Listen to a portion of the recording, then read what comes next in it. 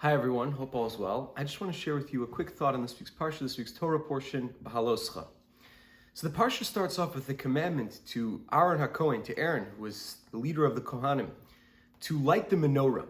And we all know what the menorah is from Hanukkah, that's what we light in our window, but this really comes from the menorah which was in the temple that was lit every single day.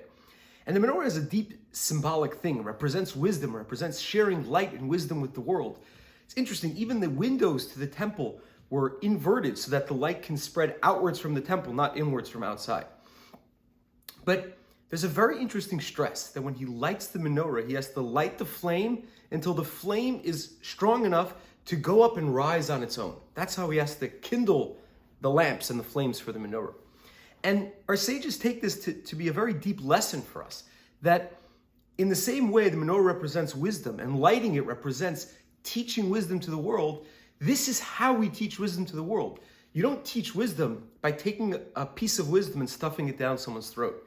You teach it to them by giving them the ability to learn and understand on their own. Light a flame until it rises on its own. Teach someone until they know how to learn on their own.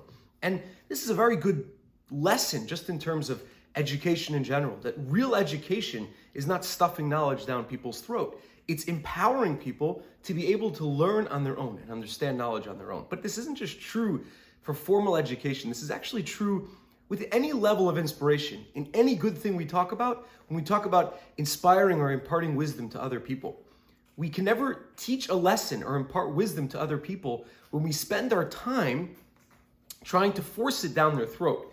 The only way we can ever empower people and teach wisdom is when we light the flame in a way that it goes up on its own. Give people the tools, the setting, the ability, the inspiration to be able to make their own good choices. Not to force people to do things, but to give people the inspiration to make their own choices. Light a flame until it goes up on its own. This is true with any inspiration and anything we want to offer to the world. So may we have a wonderful Shabbat and think about all the things that we want to positively influence the world around us, and think about, are we forcing it, or are we lighting the flame that it could go on its own?